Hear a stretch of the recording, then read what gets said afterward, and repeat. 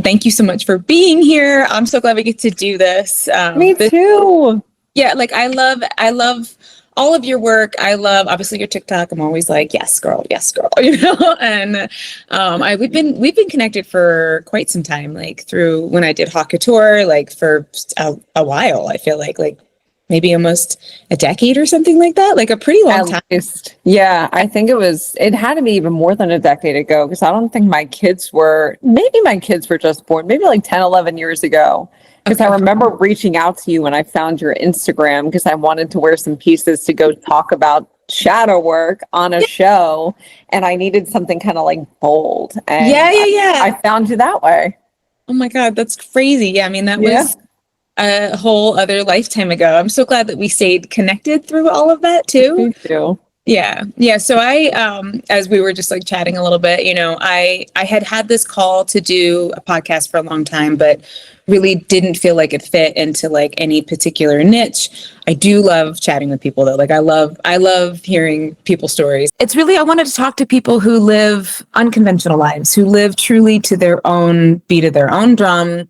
And maybe it looks a little odd to other people, but I think that we need that more. And I think that we need more models of people who are living that life without it needing to be like the most sensational thing, but like a good life that has meaning, that's very fulfilling, that takes care of your corner of the world. Like, I think that there's a space for that in, at least from what I see. Maybe it's just my algorithm, but a lot of it's like, you know, be the biggest, whatever. And I'm like, not everyone, there's many layers, right? It could be the biggest, and it could just be something a little bit more intimate as your life experience. And so kind of all ranges in between.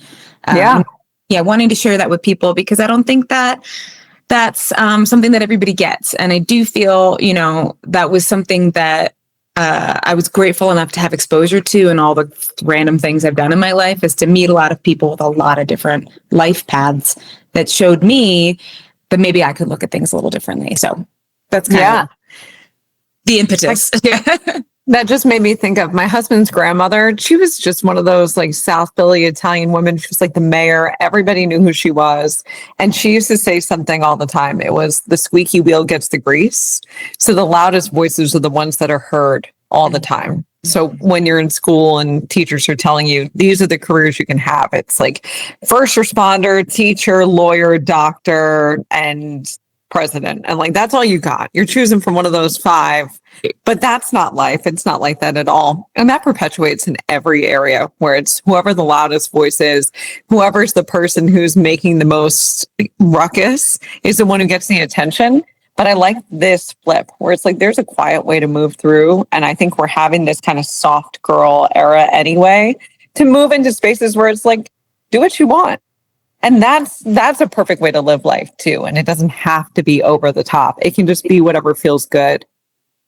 I totally agree. I actually just got a little snail tattoo to remind myself of this. That's a good reminder. Yeah, the snail this year, I did actually, I think it was my second episode. And as somebody who did not do that, was not raised that way. I mean, I've been raised to like, you know, my mom went to medical school when I was 2, which is crazy. And she had a 2-year-old and a 5-year-old.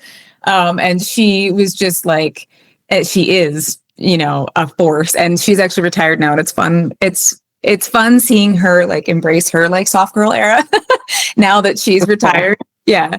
But yeah, it was for me having an understanding and talking about, as we'll talk about with the shadow work, like that there's another way. I don't really, honestly, I'm not really sure how to do it yet. Still, I'm learning.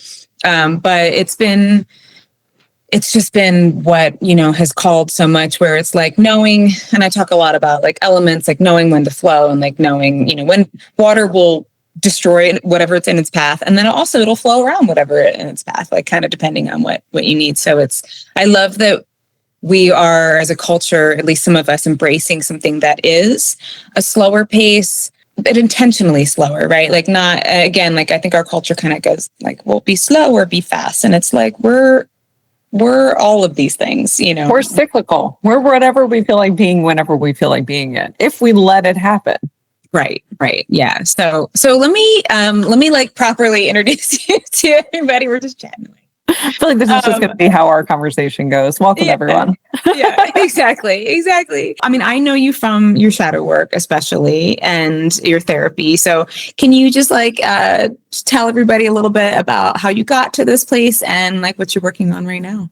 Totally. So, hey guys, I'm Danielle Massi.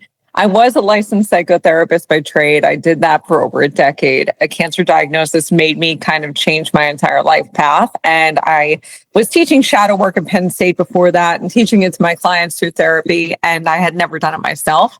Had my first session, fell in love with it, studied it, found a mentor, learned everything I could about it. And now I write books and oracle decks on the subject of shadow work and a handful of other things, wherever the wind takes me. And I guess that's kind of where my non-traditional piece comes in, is if you ask me what I'm doing at any given point, it's like, I'm hosting a conference, I'm walking a runway, I'm doing this. And I don't ask to do things. It's like, hey, you want to do that? And I'm like, yeah, why not? I've never done that before. Let's do that thing. And that's kind of how I live my life. I love that. That is very much how I live my life too. Yeah. It's like, I've always been very shy and honestly just like afraid to do all the things, but I've made a commitment to myself somewhere to say yes to most things, which has led me to some very interesting experiences where I'm like, this is not really on my brand, but whatever. Like, it's very outside. But we're human, right? Exactly. And not everything has to be on brand. This is something I've been thinking about a ton lately because I get a lot of pressure because I do have a big brand now to do things that are on brand. Mm-hmm. And sometimes I want to do stuff that's like radically off brand just because it's fun and I've never tried it before. So trying to figure out how to make that my brand. Yes, exactly. Well, that's exactly why I did this with the no niche, and also just kind of started, when I first started this, I'm like slowly adding in little pieces, but I'm a huge advocate for people to, just go in the direction of the thing that's calling your heart. And of course, there are going to be things that come up and you don't want to just do it without thinking about it. You want to have intentionality behind it, but there doesn't need to be this perfect. I've seen perfection crush people around me and try to crush me. And it's something that, again, just begin where you can begin and be present with it. And granted, this is a lot more for creative space. Like I think I was talking about done is better than perfect or something like that in one of my episodes, which is a big thing for me. And then I was like, but if you're like a surgeon, you should probably be really, in that case, we really want perfect. We really want you to be, ready. But that's a different personality type. They might not be the ones listening to this anyway. And I think the people who are called to be here, it might be a message for them too. Yeah, absolutely. Mm-hmm. With your cancer diagnosis, I never really got to ask you about that. Can you tell me a little bit more about that and how that got you into shadow work and what that experience? Oh, totally. Yeah. And I'm sorry if this is redundant for anybody who's read my book, because I do talk about it. I'll give the shortest version. Basically, I was diagnosed. It was the week of my 30th birthday. So happy birthday. And I had a regular doctor's appointment, OBGYN. I was going to see her after, I had my son. My daughter's a little bit older, regular checkup after he was born. And she was like, everything's fine. See you later. And then I got a call a week later and she was like, something came back not so fine, but it's probably nothing. But just come back and let's take some biopsies, which are super painful, by the way. Nobody tells you how awful they are. And they had to take a lot of them. Ooh. So we did that. And then she said, we're just going to hang around and wait. So that was right before my birthday, where I could just feel the impending doom of something is bad. You don't take that many biopsies on somebody when nothing is wrong and you're probably nothing's wrong. And 2 days after my birthday, I got the call that I had cervical cancer. And it was just the beginning of a whirlwind, because when you're diagnosed, it doesn't matter what kind of cancer it is. You sit in limbo for a while, where it's you're going to start having a bunch of doctor's appointments. They're all going to be talking behind the scenes without you involved, because nobody wants to scare you. They don't want to make you feel like you're about to die if you're not about to die. So it's a lot of conversations that you're not privy to while you just sit and wait. And I spiraled during that because I'm a true and blue Capricorn stellium. I need the facts. I need to know where we're at. I don't like being left out of conversations. It freaked me out. I spiraled like crazy and went into like a pretty dark place during it. And when I was in that dark place, I could not, like, I was not coping. There's nothing you could do to pull me out of that well. The only thing that I did during that, which I pulled from all of my healing work beforehand, was like let myself feel the fullest extent of all the feelings. Like I had to grieve everything that I was before that point. And when I came out of it, I said to myself, I'm going to figure out how to never let myself feel that bad again. Because you can feel your feels, but it shouldn't have gotten that low. I shouldn't have been in like that dark of a space during it. And during that time, I remember meditating and shadow work just kept coming up. I was like, yeah, I teach about that. And at Penn State, I literally teach about shadow work. There's a whole lesson I do about Carl Jung. We go into all the pieces of it and I'm like, whatever. And I just brush it off, but it kept coming up on the meditation pillow until finally I was like, F it, let's do it. And I found someone to guide me through my first shadow work session and I was hooked. That was it for me. And I never looked back. Wow. And then cancer diagnosis, everything was okay after that? Or I had to go through a bunch of surgeries and they caught it early, thank goodness. So I was really lucky on that front, but it still was a ton of surgeries, a lot of physical pain. Hysterectomy was like the final one. So it was like grieving the loss of what I felt like womanhood was supposed to be, especially someone who was like so in her feminine with Kundalini yoga and all that stuff. And it sucked, but I'm okay. And I've been okay ever since. And I think it's been like 6 or 7 years now since I completed all my cancer treatments. And knock on all the wood, I think we're out of the woods at this point.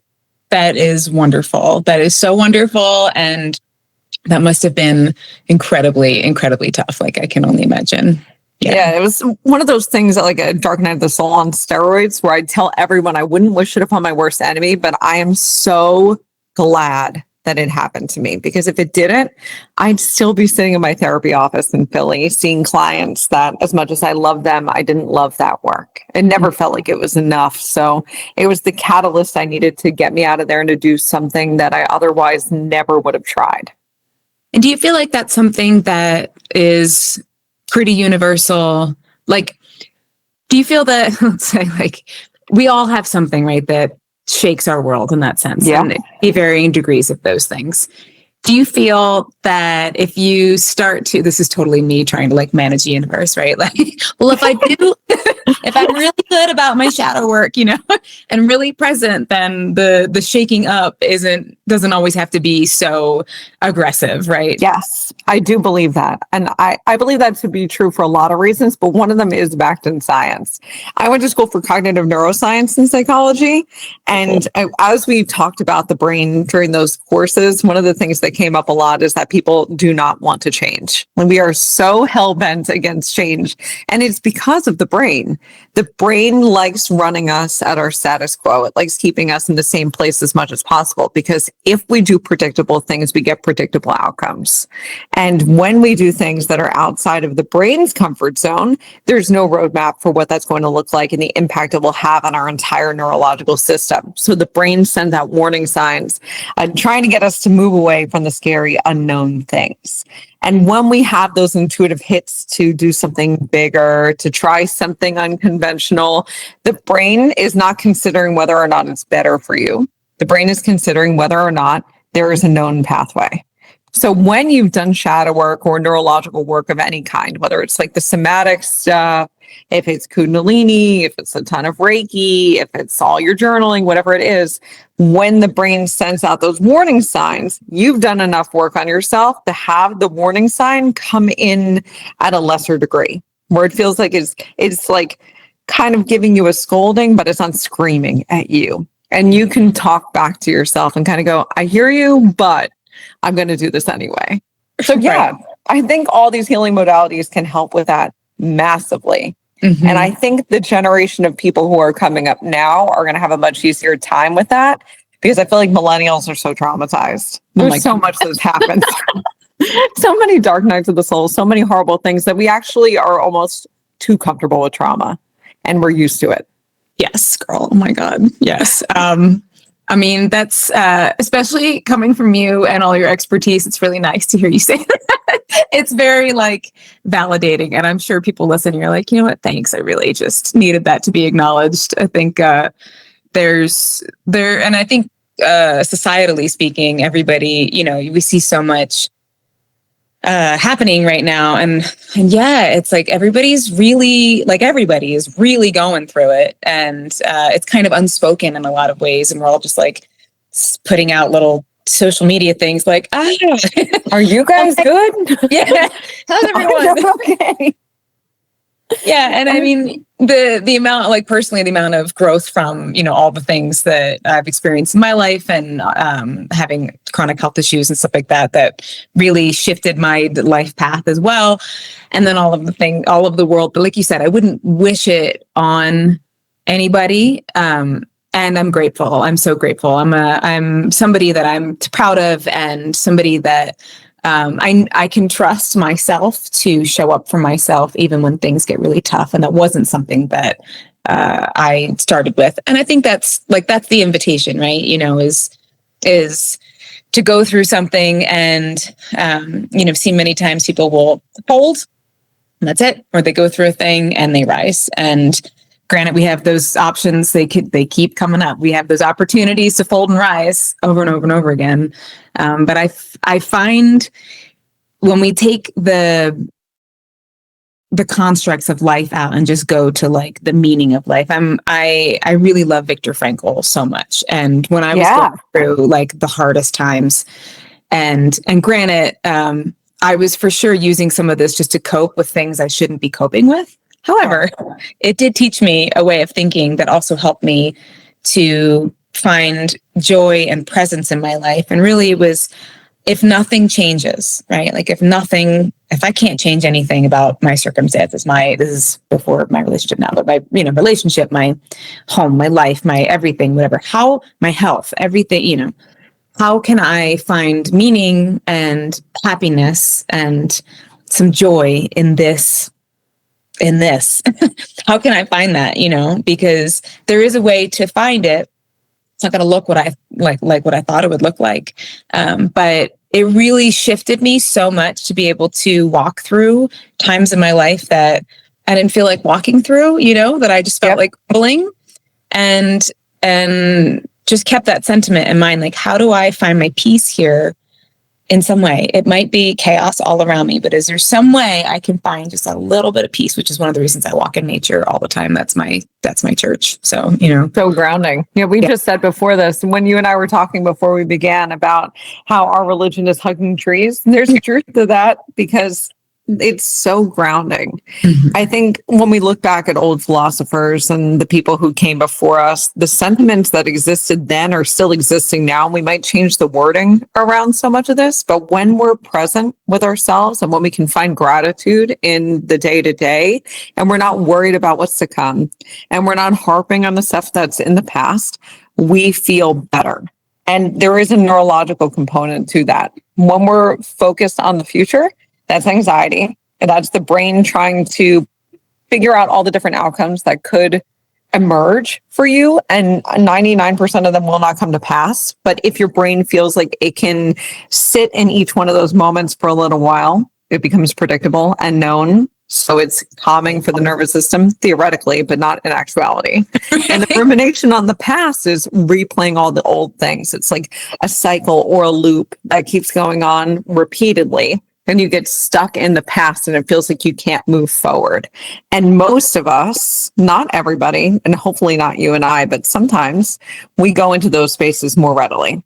Mm-hmm. And when you can just be here, listening to this, hearing the sound of our voices, feeling yourself in a chair or on a walk, or if you're going for a walk in nature in the mornings and listening to bird song and hearing, animals scurry about, feeling the wind on your face, it makes a difference because it just puts you here. And that is the most calming place for your neurology, for your body, for your energy as a whole. If you could just be present for a little while every day, gratitude makes that so much easier. Your life will be better without having to change anything else. So beautiful and so true. And I think I know for me, I'll say that it was I felt that I wasn't doing it right? Like, I think that's a common thing. Like, I don't feel like I'm being present correctly a lot. So, or like, I didn't give it long enough today. I felt a moment of it. And the way that I think that I talk to myself, at least, is that I try to just remind myself that, like, even a few of those, like, just even if it's a moment, that moment really is, when we talk about time isn't real, right? That's when I think of that, right? If I find that moment where I'm able just to, like, get present for even just a fraction of a second, it really shifts everything. And it makes everything else feel like more, there's context for things in a different way. It puts things in perspective. And I know for me, I'm the kind of person who by default would look at things way too close. And this is why I love, like, animal totems. So I would say I would have mouse vision and I would be, like, on the ground of the earth. I'm looking at everything so detailed and forgetting that there's a bigger picture. And so that's why I love the birds of prey and the birds in general. They remind me to look at things from farther away. Yep. And really get that expanded vision. And that really, even if that's just a second, and hopefully I, try to get there a couple times, but it's enough. I feel like, and would you agree with that? Yeah. And this is funny that we're having this conversation because I'm actually in the process of writing another book. Ooh. And I know it's not the right time to do anything because it's Mercury retrograde, but I love a challenge. Yes. And my agent was like, give me some chapters yesterday. So I've been writing furiously for like the past week. And yesterday I kind of finished up my chapter 1 and I have a whole section in it about how sometimes we as people are looking at things too close up, kind of like looking at a painting, but your nose is up against it. Yep. And it's when you get a bird's eye view, when you can stand back from it, you can see the entire painting that you go, oh, duh, there it is. And it makes total sense. Yes. I love that so much. Beautiful synchronicities. Beautiful. I love it. I guess we probably should just explain, like, what shadow work is. And I'm curious what part of it called to you, like what kept coming up in terms of calling to you and, like, how you saw that transform things in your life and then just shadow work in general. Yeah. For anybody who's heard about shadow work before, I want to just clear up what it is from, like, its oldest roots that we can find evidence of, and even beyond that. That way it makes sense going forward. So in the late 1800s, early 1900s, Carl Jung and Sigmund Freud were like the fathers of psychotherapy. And Sigmund Freud was Carl Jung's mentor, and he was trying to coax Jung into doing all the things that he was doing and get him to think the same way. Because at that time, there wasn't research. Nobody was like, let's study this and see how this empirical data can tell us. They were like, I have a great idea, and I'm going to try it on 50 unwilling people. And we're just going to see how it goes. And if it works, I'm going to write a paper about it. Everybody's going to love it. And that was how psychotherapy really began. And as crazy as that sounds and how lacking in empirical data it was, there was some stuff that came out of that time that was spot on. So we all know about Freud and his work with, the ego. We talk about the ego all the time in the spiritual community. And we talk about the conscious mind, the subconscious, which is the stuff that's just below the surface, and the unconscious, which is the stuff that is super buried and hidden away from you. When Carl Jung came onto the scene to work with Freud, that was all done. Freud had already decided on all those things, and he was writing papers and starting his own school of thought. Carl Jung took some of his ideas and was like, I can do more with this. I can make a name for myself. And he started looking into the unconscious mind. So he would work with his patients and try to regress them to the point, like sort of like in a deep, deep meditative state, to get them to remember things that they hadn't remembered before. So he was doing that, and he called the unconscious mind the shadow. That was his rebrand so that he could slap his name on something. Nice. And then shadow work was the process of doing that deep meditative work to get them to remember things they'd forgotten. And during those sessions, things would come up that clients were like, I don't remember that ever happening to me. And then they'd talk to their older siblings or their mom and dad and siblings were like, you don't remember, like, drowning in the lake and like so-and-so got you out of there? Yeah, that absolutely happened. Wow. So he was getting enough feedback from people that it was like, oh my God, I fact checked this and this is legit, that he started running with these concepts. So now in 2025, the psychotherapy community has rebranded shadow work again, and they've called it something else, but they're actually doing research around it. There's a section of psychotherapy called internal family systems. Sounds super friendly. Yeah. And there's a piece of it called parts work, and parts work is shadow work. And during that, what they're doing is they're regressing people to the point where they can bring up those repressed memories through theta brainwave state and watch as we break down the system within your mind, because we can break down old neural pathways, which is like the ways you see the world. And when it's done in that capacity, your eyes are open. And what the therapist is looking for is to see your eyes start to vibrate. Because when they do that, it actually means an old neural pathway in the brain is breaking down. So they're looking for this. I know, Gives me wild. chills. That's crazy. That's so. Yep. So now we have the research to back up this super old thing. So now that I got that out of the way, in TikTok and all these other places, everybody's talking about shadow work, and they're rebranding it and making it kind of cutesy and easy for everybody to do, because shadow work is scary and we can make it friendly and something that feels approachable. And they're calling it journaling and like mirror work and reflections. And yeah, all those things are awesome. And they're like precursors to getting into shadow work.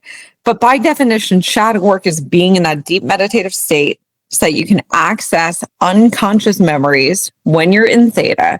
And when you open the door to those and you bring them into the conscious mind, you work to change how your body remembers them. Because our body, if anybody's read The Body Keeps the Score by Bessel van der Kolk, our body keeps a score. Your body literally remembers the trauma. So when you remember drowning in a lake at 2 years old and someone coming in and saving you, you might start shivering. You might have your heart racing out of your chest. You might find you have sweaty palms. You might start to have brain fog. So when we bring the memory up, we want to calm the body down. So we change the way you're breathing. We change the way you're thinking about it. We remind you that you are totally safe and everything is fine. That is shadow work. Okay. I love this explanation. Thank you. So I'll give you, let's see. So when Haute Couture was like, I was like, all right, it's a wrap. Which I'm so sad about, by the way, because I need more crystal jewelry in my life. And everybody still, I wear them all the time, and everyone's like, "Where did you get them?" Oh, I see them. Can't have it. It makes me so happy when I see you wearing them. I'm like, okay, they're being loved. They're out in the world. They're still my favorite. Oh, Thank you. It was definitely something. I didn't mean it to be my like main focus is really what it was. I'm a musician, and I never devoted myself to myself, really. And I knew that when Haute Couture was struggling, like it got us here to Colorado. We were able to like get here, and I was like, word, things were doing well. And then the economy, whatever. And then honestly, Instagram just being the way it's been, because that was our biggest source of traffic. And like the algorithm fucked us all. Yeah. And I made the mistake. I didn't really, it's not a mistake, whatever. I'm happy I said it, but about things going on in the world. And I was like, fuck on Haute Couture. And then somebody reported my account being like, this is terrible, whatever. And I'm like, are you not outraged? But whatever. So after that, and I was like, you know what, though? I'm glad I said how I feel. Now, do I continue to do it I don't actually really say much of anything anymore on Instagram, but, it's just kind of, I'd rather not argue with people. I'd rather just do the things that I know how to do in the world. Yeah. Anyways, all that being said, it was fading. And I knew that it was my opportunity to either really like commit to what's in my heart, which I've been a musician forever. So I've been a professional musician forever, but I wasn't really honoring myself about it with my time and my energy and my focus. It was kind of like, let me get everything else done first, and then I will focus on myself, which meaning music is like, we're just together. Mm-hmm. And then I also had this very like, just it like hit me like a ton of bricks that it was something I've always known, which is one of the reasons that I've really tried to really tried to commit to just being present spiritually and understanding, why I think the way I do and why blah, blah, blah, having lived with depression and anxiety all of my life. I realized that like, no matter how much money, like how financially secure, because it's been a thing, you having your own business is wild west of that. Yeah. And, I would imagine like, okay, everything's like totally secure and everything's good and grounded. And when I imagined it, I still felt uneasy. And I knew if I didn't address that, no matter where I got, didn't matter what kind of imagination, I would loop myself back to the beginning. And I was like, I need to deal with that. I need to deal with that. And the resources that I had at the time, there is a course for these girls, and they do it's To Be Magnetic, and I like their work. I think they are doing a lot of good. So I would do like their meditations and they have like the binaural beats and everything. And basically it wasn't last year, it was the year before, basically spent that entire year just like meditating, journaling, just like unpeeling. I was like, oh, okay, I didn't remember this and I didn't remember that. And this is how I felt, growing up. And I still feel that way. And this is how I felt about this scenario. And it was definitely very, very revealing. And I will say, I think that as much as that is, really wonderful. And I think that they're doing a good job at getting a lot of people aware to this concept, that working with somebody like you, who can really guide that process seems to make a lot more sense at a certain point, because it's still unclear to me. Like if I'm remembering something, like growing up, I felt very invisible. I felt very, I was very shy, and I'm in a family that is very theatrical and loud. And yet I loved singing and music and stuff, but I felt very, very like I wasn't doing it the way that it was wanted in my theatrical kind of family. So like I wasn't fitting into that. And I was very private about those things, but I have, I'm a songwriter, like I'm a folk singer at heart, so like I really wanted to express those things. And just specifically in terms of being seen, it was like that theme. And even though like it was still unclear to me how to rewrite some of those things on your own. And it's daunting to go like, well, what if I run into some kind of memory that is not something I'm prepared to deal with on my own? Which I'm sure that there are some that I'm concerned about that, I know, like, I'm like, I don't want to do that by myself. If that pops up, then I need to take the week off and and talk to somebody about that, So I find it interesting in that sense, how you're saying like the difference, like you said, like with the eye movement and just the taking it from like the introduction to let's go back and let's look at why we think, what are the programs that are running this truly? Like why do you think this? Who taught you to think this way? What taught you to think this way? And then how to actually like rewrite that process. And I'm curious how you go about it with clients, like what that particular portion of the shadow work looks like. Yeah, I think a huge part of this is understanding what's happening within the brain, because most of us don't know what we're doing. And we sign up for courses, we work with healers and other stuff, and you leave and you're like, I feel better, but I don't necessarily know what happened to me, or like how I got here, or like what to do if this ever comes up again. So the mini lesson here, putting my professor hat on, is that our brains, from before we're even out of the womb, are taking in information in order to build a really complex highway system. There's 4 pieces of how a memory develops. The first is the sensory stuff. So everything that you can smell, hear, taste, touch, see, all that information is coming in through your eyes, your nose, your mouth, your fingers, like all this information is coming in, and the brain is collecting the sensory input. Once the brain is the sensory input, it needs to send a message. So it creates a chemical response called an emotion. And that emotion is a messenger that will carry the message down your spinal cord, down the brain stem to the body. And it'll tell your body what to do.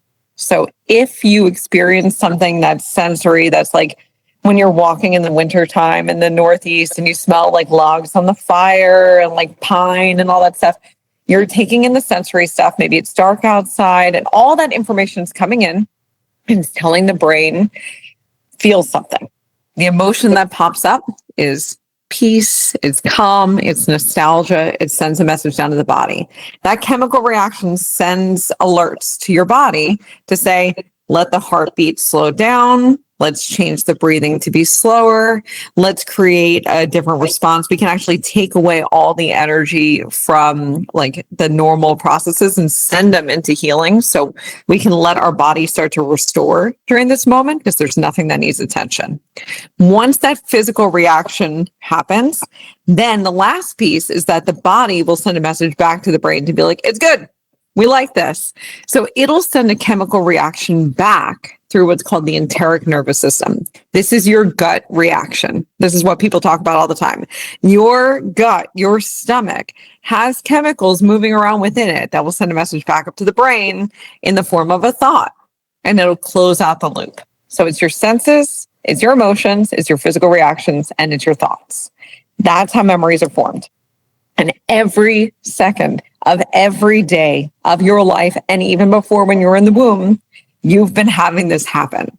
But in the first handful of years of your life, really between like before you're born to age 7, your brain doesn't have much going on in it. It is constantly learning. So it is hunting for experiences. It's trying to pull as much in as humanly possible. So everything that happens to you in that first pre-birth to 7 phase is more important than anything else that will happen to you for the rest of your life, because it's pulling all that stuff up and it is firing off new neural pathways within the brain. It's creating a vast highway system so that the next time you experience something, your brain doesn't have to go, what emotions should we have tied to this? It goes, what did we do last time? And it'll just jumpstart the system. So you start to get subconscious feedback loops. So your brain creates a system based on those 4 parts so that it goes, we've done this before. Let's do it again. We've done this before. Let's do it again. We've done this before. Let's do it again. We've never experienced that. Tell her not to do it. Send out the warning signals. We don't have space in the brain for more, or we don't want to learn more. So the first 7 years are critical. And if you believe in past lives like I do, I think we pull a lot of stuff from our past lives too, that we forget by the time we're around age 5. So we're also pulling in some baggage from our past. And we have some ancestral stuff that literally lives in our DNA, and the field of epigenetics can prove all that too. So we're bringing in some stuff from our families as well. So a DNA response will happen based on what your mom did, based on what your grandma did. It's really more of the maternal line than anywhere else because we're actually carrying that DNA with us. And the whole field of epigenetics has shown that like anxious moms, anxious grandma, anxious child is going to happen because the DNA is activated.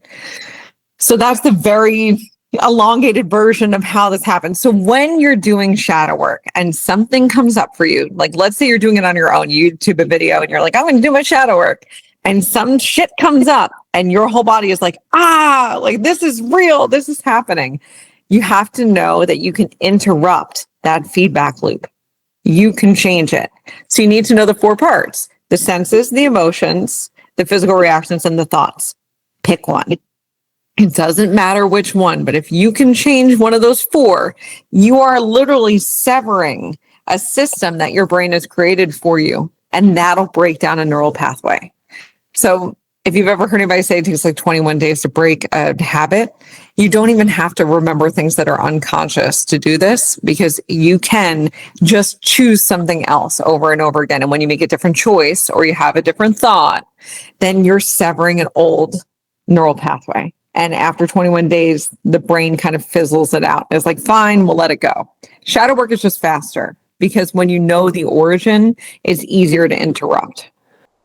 Does that make sense? I just fascinating. Vomited all over you. No, I love it. I love it. Like, you're beautiful at articulating these concepts. They're not easy concepts to express. Well, that was why I wrote the book. I wanted to make it so that all the information was in one place and you didn't have to go searching. You didn't have to like read 1,000 different articles or like look through textbooks, ask your therapist 50 times. It's all in one spot. So you don't have to worry about it. But can you hold it up again for me? I want to see it again. Yes, I can. Yes, so everything is in here.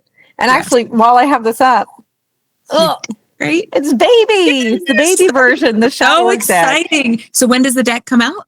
Next week, August 5th, or I guess when people are listening to this, it should be available because August 5th is the actual release date. So cool. And where is it available?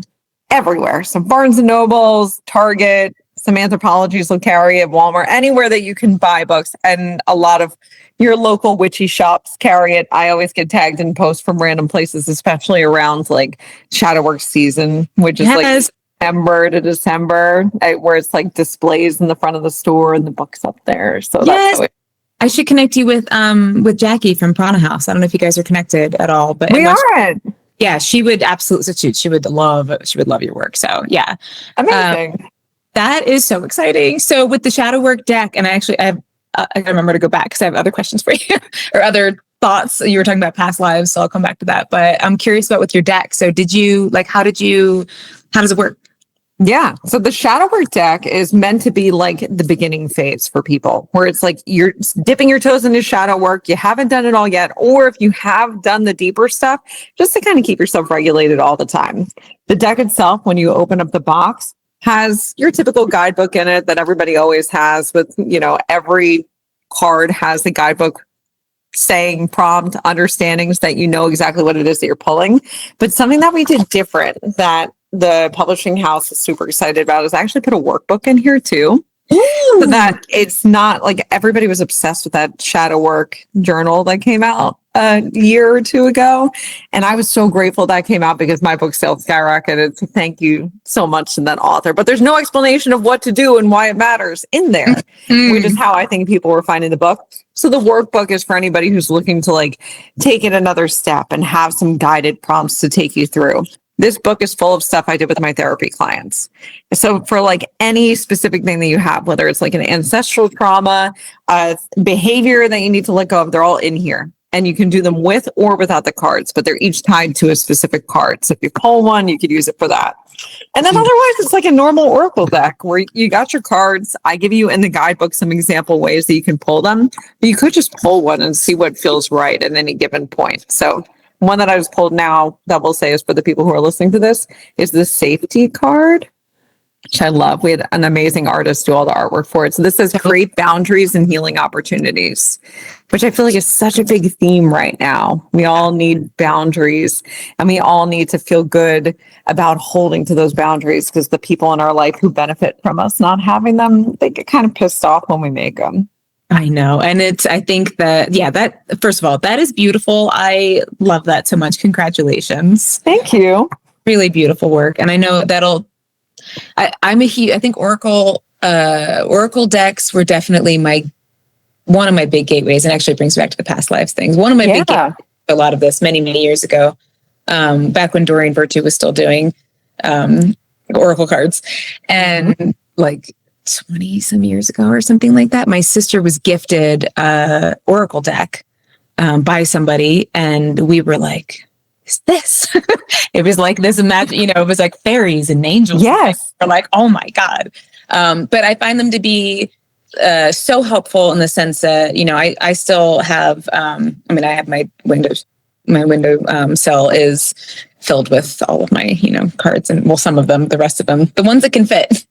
But I find them so helpful in the sense of, when we're redirecting our thoughts. Like for me, a big part of my journey was just to give myself a different way to think about something, because I even like way back in the day when I started things, I knew that the natural thoughts that were coming up in my head were not helpful.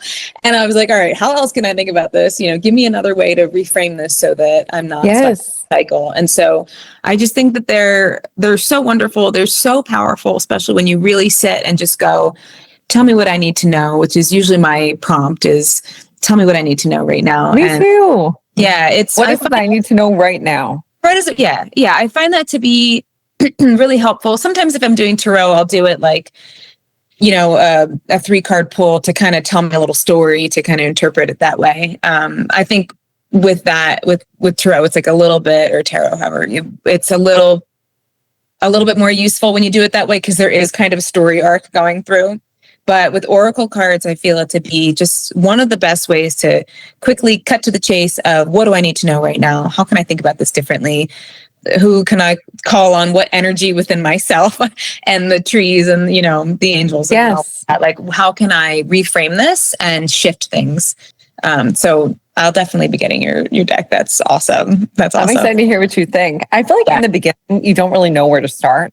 So it's like you're listening to podcasts, you're following people on Instagram, but you don't know what to do. And I feel like Yeah. Oracle decks are such an easy way to kind of go, here's some direction. Here's Yes. like a pathway to take. And that's why I've always loved them. And when the original book came out back in 2022, I immediately pitched them the Oracle deck. And, you know, it's a business. So they're like, let's see how the book does. And like, you know, let's give it time. And then I just sort of forgot about it because I was working on other things. I just got this feeling about a year ago where I was like, it's time. We're going to do the deck now. And they said yes. And they let me go a little bit more with the art that I like. I don't know if you could tell. I'm kind of like a black and white sort of girly, but I also like shiny things. I love shiny things. So they took inspiration from the book and then they let me kind of run with the rest, which was nice. And they found this incredible artist on Instagram who does this deep, beautiful work. And I'm excited for everybody to get their hands on it and see what everybody feels. Well, like you said, I think it's a really good place to start because especially you've got the workbook with it. And especially, when you're starting and just being brave enough to take a look at what's going on, you know, if you find yourself having like a why me kind of feeling over and over again, I think that's usually a good invitation to go, okay, I need to look at things a little differently. This is my invitation to just try to have a different thought about it, try to have a different approach, consider other possibilities. And something like that is so important because it definitely takes some courage to look within, but it also takes even more courage to keep living the shitty patterns you've been living. So, you know, it's like sometimes it helps to go like, well, both paths are going to be a little rough. So let me just choose one that actually will get me out of the woods as opposed to just keep me in this, you know, boulder field of woods and things that are, I'm saying woods, but you know. But kind of, I used to say something very similar to my therapy clients where they would go off on all the reasons why they shouldn't change. I'd be like, okay, great. We're going to stay where we are. And then get mad at me. Like, why aren't you fighting me to do anything different? I'd say it takes just as much effort to stay where you are as it does to move. I'm going to do whatever you want to do. So just tell me where we're going. I'm here. Yeah. You're like, that's fine. Yeah. So it was just you do what you want to do. And I think that's really important because it really, I mean, that means you're a good therapist, right? Like you're allowing them to just move at their own pace, right? And set the tone for that, which is, I give you a lot of credit for because I know not easy. Yeah, it's not easy. Not easy. Yeah. Especially like, learning that just like in a personal context. I'm like, all right, you do you.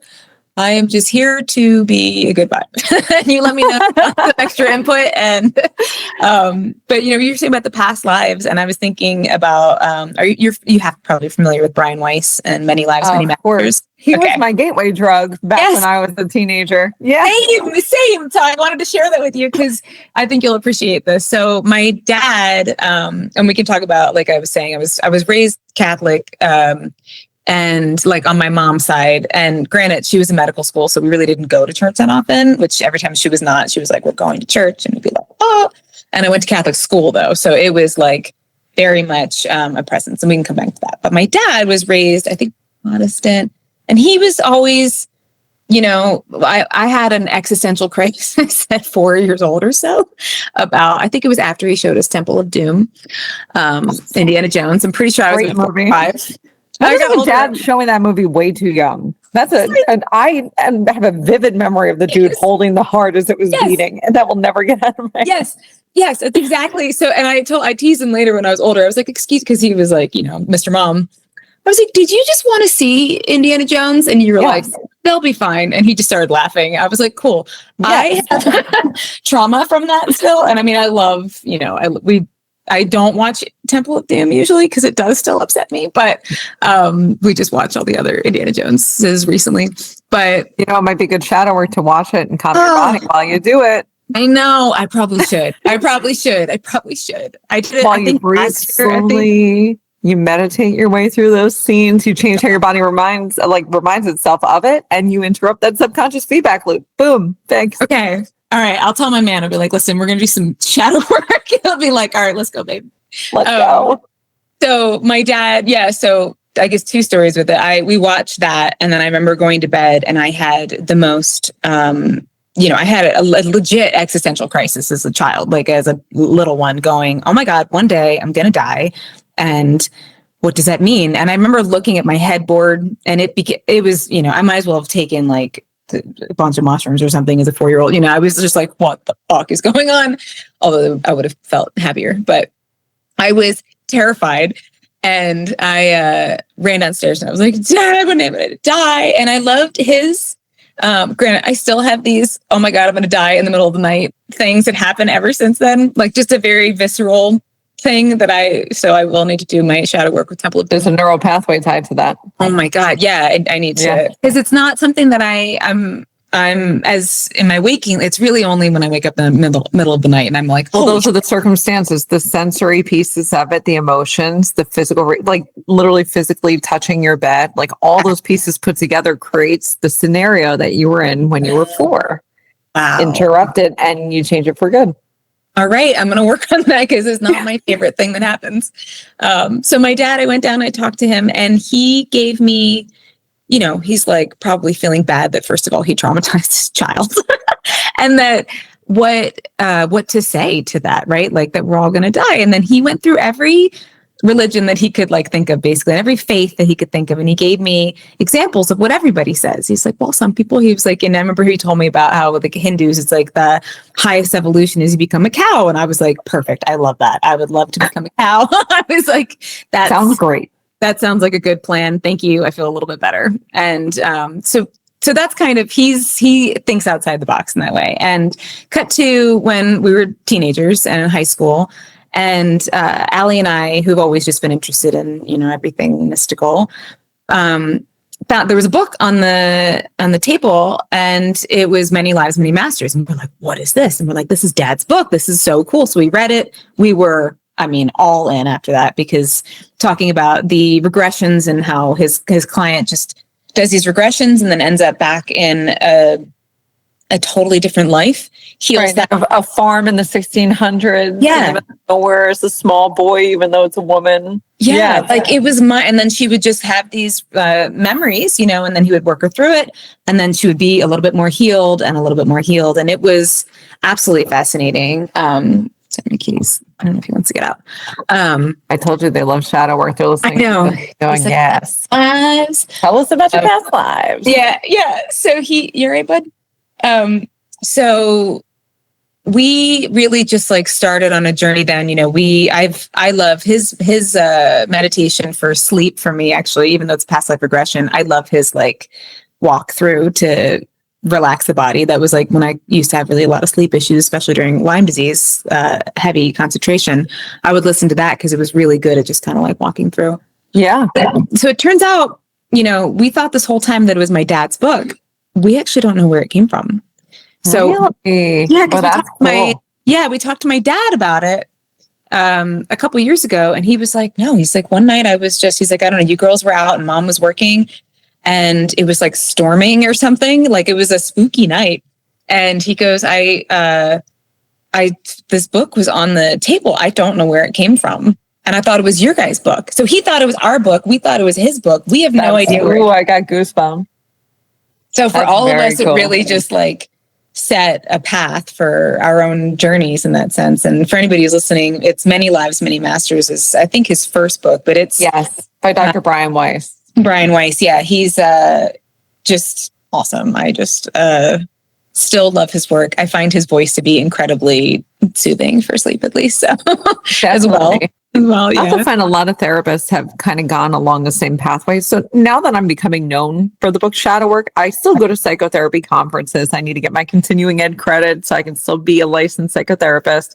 And when I'm there, everybody gets me because they're like, Danielle, I did a witchy thing. And I'm like, okay, like, come on, let's go talk.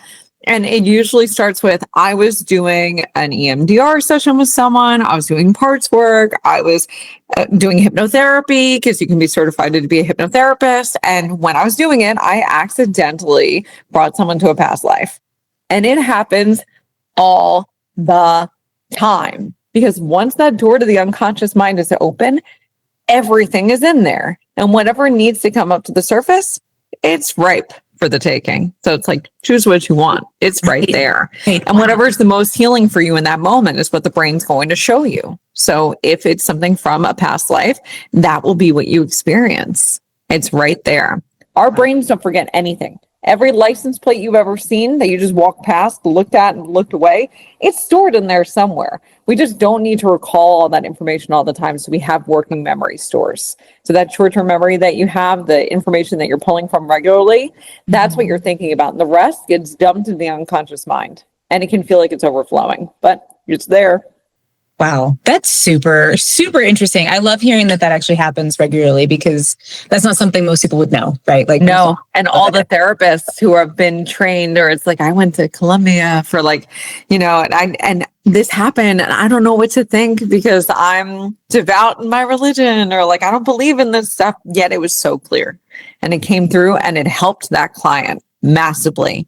And so we use what our clients give us. We're not here to convince them what they saw wasn't real. We're here to help them take what they learned about themselves and to alchemize it and do something with it. So I think we're going to see even more therapists dipping their toes into those waters and maybe even making it into something that feels more legitimized, because I know Dr. Brian Weiss in the beginning was fighting to the nail to try and make it into something that people didn't laugh at him for. But it's legitimate. That book has changed so many people's lives. Yeah. And just that work in general. And I think you brought up something that we were kind of touching on before, which I'm very curious to hear your thoughts on. I guess the witch wound is probably a way to sort of go about that. I think I was sharing with you that, being raised Catholic and doing all the shadow work, I think for me, sorry, I think Maynard's about to start playing and making, you getting in your box? Kitties. Getting in a box. Were you getting in the box? Nope. Hi, kitties. You want to come up here? All right. Do you want to get out? All right, let me let him out. He's actually behaving like really well at her interview, which is nice. So I was raised Catholic, but obviously always had, again, we were very exposed also to just like the mystical things. Like Allie was obsessed with Egypt growing up, and her name actually is Alexandria, which they named her after the library, which I always thought was really cool. That is interesting. Yeah, like we had like this like hieroglyphic stamp set thing, and of course I was the baby sister, so I was always like tagging along, like, what are you doing? But like ghost hunting and just anything that could be like mystical and magical is very much my sister very much like held that torch for us in that sense, right? I being raised Catholic was the thing that stuck with me, honestly, from the beginning. Was I was so upset that I was told that just by being born, I had sinned and I'd done something wrong. And as somebody who hated doing something wrong, I was like, I didn't mean to do something wrong. I'm just here. I thought I was just here. Yeah. So I would feel so bad about the fact that I was a sinner and did something wrong just from the jump. Like I remember being very little and just having that kind of feeling. Yeah.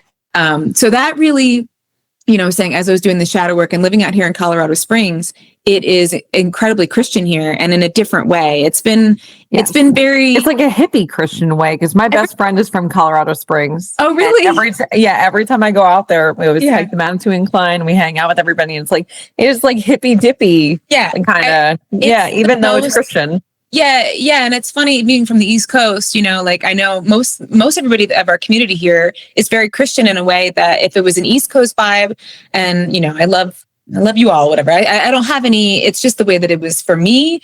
And like my grandmother's like very not, God doesn't seem pleased in her eyes. You know what I'm saying? Like it's a different vibe where you're like, oh my God.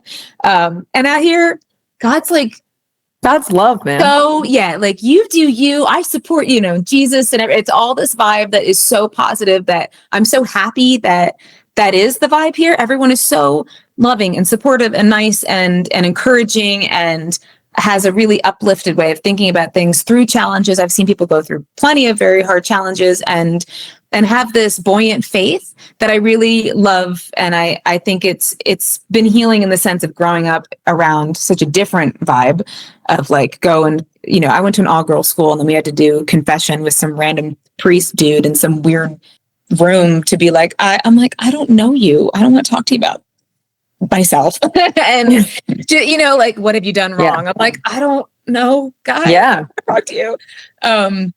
Just a very different vibe. And so I think it's been, and I do have a hard time talking about my beliefs out here even still, because the word, like I say witch in a way where it's like, it's any person or woman who's like not following convention is kind of how, like we're just sort of doing our own thing. That's appropriate. That fits. Yeah, like that's kind of how, and I kind of, especially East Coast, felt really aligned with that, especially because of the vibe of like what I grew up with. I was like, I'm doing me.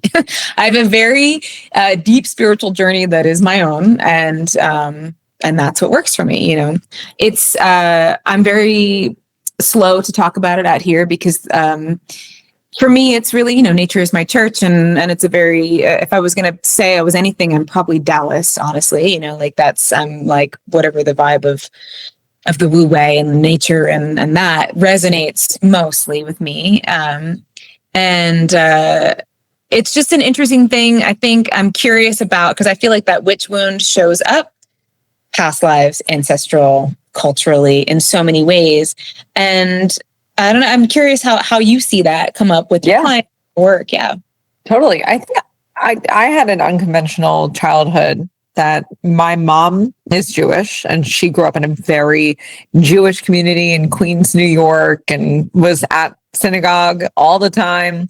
My dad is from the Bronx and he is super, super, super Roman Catholic. And that's the family that he grew up in. And it was like wildly different.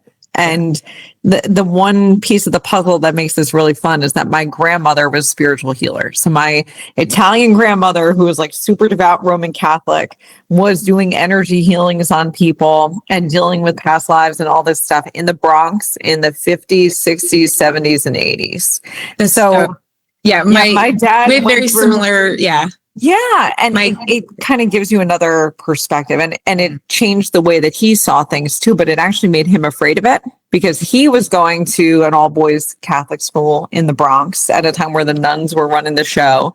And he has so many memories of like physical trauma. Like, I think he said he was 7 years old, like maybe 6 years old, and was asked to go up to the board to like write a letter in cursive. He did it wrong. And the nun came up behind him, took the back of his head and slammed it into the blackboard and actually caused him to bleed. So it was like a different world. So when it came time for my parents to have kids, and like religion's one of the things you talk about, they fought like crazy over which one was going to win out. But ultimately, my mom kind of like threw that stuff in my dad's face and was like, do you really want our kids involved in like such a hateful religion? Because Judaism's not very hateful. It's like kind of like, we all love each other and like things are going to work out and everything's fine. So they like kind of went back and forth about it. I ended up being raised as nothing, which gave me sort of no footing and grounding. And as that Capricorn who likes information, it made me want to learn them all. So I read every book I could find. I read history books. I read everything. When I was old enough, I took courses. In college, I took a bunch of theology courses, even though it had nothing to do with my coursework. All my extracurriculars were theology, which is weird. Same. I actually took, world religions. Like I was like, tell me. I wanted to know. Yeah, I wanted to know. And it always came down to, for me, history is a story told by the victor. It is a one-sided story. So I wanted as much information as I could get from every different angle to try and get some semblance of almost a half of a truth, because we never know. And in doing all that, and then also seeing a lot of people's past lives, because I've been doing shadow work one-on-one with clients for over a decade, I've gotten to see so many different glimpses of things that also, like, I'll do a session with you. I'll see a moment from like 1400 Alexandria library, like whatever it is. And then it's like, you see something else and you're like, okay, like I'm trying to put pieces of a puzzle together, because there's some things that are repeating and showing up over and over, and other things that I might have learned in a book that are not showing up, and I'm not seeing those things. And for me, religion, not all religions, but a lot of religions come down to educated groups of people needing to control uneducated groups of people. Mm-hmm. And the easiest way to control an uneducated, impoverished group of people is to make them afraid. So if you can impose rules, if you can make people feel bad, if you can state things in languages they don't understand, and if you can do it in such a way where there's ritualistic pieces of it, where it's like you stand at this point, you sit at this point, you dump this, you have to go to confession here. It makes it so that everybody knows the rules and everybody's afraid to break them. which I would see time and time again with my therapy clients when I first started working as a therapist in Philadelphia, because it is such a Catholic, Irish Catholic, Italian Catholic kind of city. Yeah. And religious trauma was a big part of it. And it's unfortunate, but I also think that our traumas can define us. They can knock us down, or they can be opportunities for us to take a step back and go, what is the bigger picture here? What can I learn from these things, and how can I grow? And that's an opportunity for us to do something different. Yeah. Yeah, absolutely. And I think that I've actually been listening to the great courses on the Gnostic texts recently, because I was just like fascinated. But I like to read. I'm like, tell me everything. Tell me what everybody believed. I would like to know. I want to know them all. Yeah. I find it super interesting. And like you said, like it's the story told by the victor and everything. And I think also when I was a teenager, so I was obsessed with saints. Like I found them just fascinating. And I had two really crazy, like one was at a cathedral in Spain where I was like, I felt, I don't know, the universe. It was that moment where you're like, holy shit. Like, I was just walking around and it was obscenely beautiful. Like it was stained glass. The sun was coming in. I mean, it was just like straight out of a movie. And I was like, oh my God, I'm feeling God, And then the second, I love those moments. Yeah. And then the second time was like a few months later. And I think I was like 13 or so, 14. And I was just in the passenger seat driving. My dad was driving and I was just looking out the window, and it was nighttime. So I was looking up at the sky, but it hit me again. And I was like, whoa, because I thought it had to do with the church. And then it was like, I went and I was just sitting in the car and I was like, holy shit, here it is again. And I was like, oh, there's like more. There's more. It's more, Yeah. Weird specks of dust in the grand scheme of things. Yes, exactly. Yeah. And I think I always have, my man and I always are talking about just the philosophical concepts of all of this, because ultimately, like, I think that the core teachings of like Jesus and, like the teachings that you get in most of the religions are shared, ways to show up for each other and show up for the community and spirit. And it's grounded in a very beautiful place that hasn't then been corrupted by organizations of humans trying to, like you said, people trying to control it. Yeah. Right. Exactly. So I just find that, I don't know, I just find it really interesting. I wanted to hear your thoughts on it, especially when it comes to, like as people are unpeeling that layer. And, I think for women, we see a lot that it's this reclamation of being unapologetic in a way that I think when I first started hearing about people being unapologetic, it was kind of where we started our conversation. It was like loud and big and I'm unapologetic and like, look at me, I did it, like this like demonstration of that. And, but that's acting. It's not real. Yeah, it's not real. It's and maybe some days it feels like that. And maybe there are times that call for that, but I think our unapologetic nature and the reclamation of our power is more nuanced, where it shows up in our, interactions and kind of day-to-day choices of, and I think authenticity has been used so much. It's a great word. It's just been used to death, but it's hard to find we have to find new words to explain these things to get let's make one up. Yeah. Right. Like what's the align? I don't know. We'll think about it. We'll get back to you guys. Yeah. We're going to make a word. We'll find a new word. Yeah, exactly. This, truth, alignment, authenticity feeling in the moments, right? Like being, knowing that you can say and feel and do what you want without having an overlord kind of judging you and telling you, correcting you constantly. Yes. And I think I feel like that's a really shared experience. And I do feel like the generation that's coming after us seems to be better about it. Like a lot of the girls that I train with who are in their 20s seem to have a much better sense of themselves in that particular way, which just, oh God, it brings me so much peace to see. They seem to feel more comfortable in their bodies and with their choices.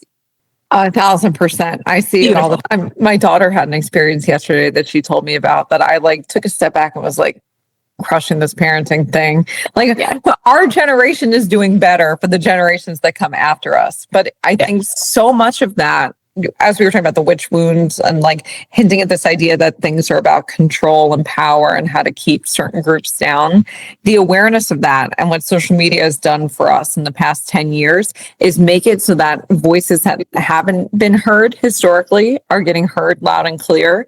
And there's still people who are upset about that, but there are also a lot of people who are working to counterbalance that. And I think a lot of that has to do with men who are stepping up and kind of going, no, this isn't the way that it has to be. It can be a different way. And that is extremely healing. Yeah, I think there's been, I always have felt that, when it was like the rise of like the feminine, it's like both we can't have, it's balance. You can't do one without the other. It's not stepping on the necks of the masculine. It's about the balance. It's about everybody having space. And it doesn't even have to be a gendered thing. It can be a race thing. It can be a cultural thing. It can be an education-based thing or an income-based thing. The more we're all on the same level and the more we all have the space to just show up in a way that's not like, I have to be loud and I have to be here and I'm going to step on your neck to get there. Right. The more it's just like a soft ability to rise, the better off we all are. Yeah, allowing people to just be who they are, and even just like how you want to live your life in any kind of, I mean, that can be taken in any kind of context, obviously without harming people and all those things. But there's, like you said, like, I think in our culture, it's so much about, especially when it comes to our social media and media in general, which we're inundated with all the time. And everyone's like, become a TikTok, whatever. And I realized the other day, I was like, I don't want to go viral. I want to like have just like a nice pocket of people to talk to. I was like, anytime anything gets like virally, I'm like, what is this place? I was like, that's not my favorite vibe. So, and that is like one of those things, right? Like not everybody wants that, needs that, whatever, in even just the way that we like show up and live our lives. There's so much healing in that. And I think, I mean, I see such a beautiful shift in the masculine as well. And granted, I spend most of my time outside of here, either in the woods or at a martial arts MMA gym. So it's definitely the most like, everyone's fighting. But it's like that's sacred rage. It's not like fighting just to get into it. The nicest, most friendly, wonderful, supportive people. Like the people that are at my gym truly have become family, and they're just, even just to the fact of like having Lyme disease, and sometimes I don't feel very well going in, and it was something that I felt really awkward about when it first happened, because I'm normally, I feel so much better now, but there are days where it gets me where I'm a just totally different person, and sometimes I don't know that it's going to happen until I get to the gym to go do a thing, and somebody might just like touch me. I'm like, oh, I don't want anyone. That hurts. That even just like, hi, I'm like, I was like, I didn't realize that I felt like this. I probably should go home. And it was wonderful the first time it happened that I didn't feel like judged or odd or examined in some kind of way. Everyone just kind of, it was like, if I needed something, somebody's like, you good? And I'd be like, yeah. Like, do you need something? But then nobody was like in my business in a way that for me just feels so terribly embarrassing. And, granted, I can leave as well, but then that even felt even more embarrassing. Sometimes you show up and then you're like, I gotta go. But it's taught me a lot in that sense, the way that that community shows up and is supportive. Everybody's working on something that's very personal, but also there's a group vibe. And it's been really interesting in just kind of how to show up in other areas as well. I've never really seen it up close, this particular kind of community. And it's cool. It's really cool.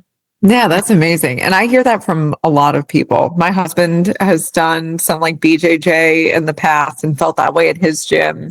And I have some clients that I work with through my programs who are a part of BJJ communities, one in Canada, one out in, I think she's in California. And everybody talks about how loving and warm the community is. And something that is typically deemed so masculine is really a space for people to fight and use aggression in a way that is healing and warm, and then just being there for each other to create this family essence. It's powerful. It's a huge shift. Yeah. It is a huge shift. I definitely think specifically jiu-jitsu in the sense that it's Like there's for sure a bunch of schools that I've heard that are not the most safe places, but of course we're always going to find things like that no matter where we go. Yeah, exactly. And for the most part, I think the fact that more women are doing jiu-jitsu too, there's just, it's like it's ultimately like for me, I came from a self-defense background. So for me, jiu-jitsu is more playful. And it's fun in that sense because you're all just like suffering together in a lot of ways. You spend your first 2 years of jiu-jitsu usually just underneath somebody being like, how do I get out?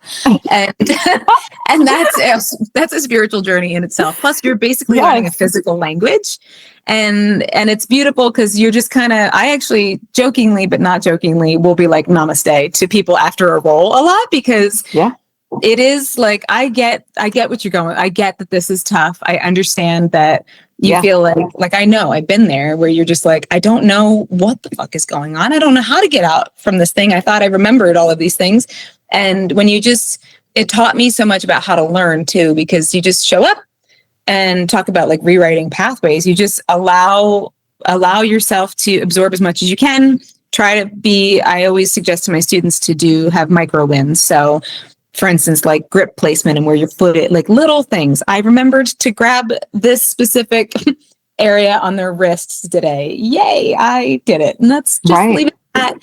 So it's that in that sense, I really love, I think it's doing a lot of healing work. I do think that there's, as it gets bigger, some shenanigans just creep in, but of course, I think we could say that about anything, but to tie this back into everything else that we've talked about, I think this day and age and the work that we're doing now and what we're seeing in 2025 is people finding their own way to healing, no matter where they are. And that is their religion in some ways. Like, forget about all the ones that people have taught us. If you're finding ways to let go, to trust in something bigger, to let yourself grow through painful circumstances, then you're doing the work. And that's really cool.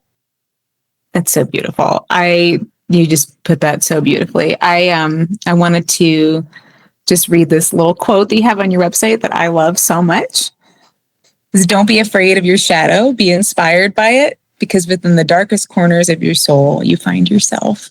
That's from my book. This is like so narcissistic of me, but I'm going to say it. When I wrote that, I was so excited. I was like, I cannot believe that came out of my brain because that was good.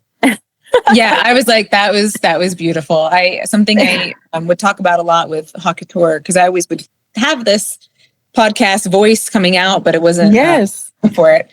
But I would always talk about your dark and your light are both as sacred. You need both, You need both. It's all about the balance. And sometimes when you kind of like let go and you fully channel and you let things come through for you, you find the balance, you find the words, you find the healing, and everything just clicks. So beautiful. So if people want to work with you and connect more with you, can you tell us more about that? Yep. So if you want to dip your toes in, you're not ready to do anything more than that, that's totally cool. Get the Shadowwork deck. That is going to be available by the time this podcast comes out at wherever books are sold. You can get it on Barnes & Noble's website, on Amazon. It's just literally called the Shadowwork deck. And then if you want something a little bit deeper and you want to learn the behind the scenes, if you like geeking out a little bit and the whole conversation that we had on the brain and the body and how they all work together, and you want to try shadow work yourself, I explained it all in my book. It's called Shadowwork, also by Danielle Massi, and you can get that in all the same places. Almost every Barnes & Noble carries them in store. And then if you wanted to work directly with me, find me on social media. I am Danielle Massi across all my platforms. I'm everywhere. Wonderful. And I'll link everything as well and all the show notes and everything. Well, thank you for having me. Oh, thank you so much. This was wonderful. Thank you for sharing all of your knowledge and your insights. Absolutely beautiful. It was a joy to talk to you. Same here. This was fun.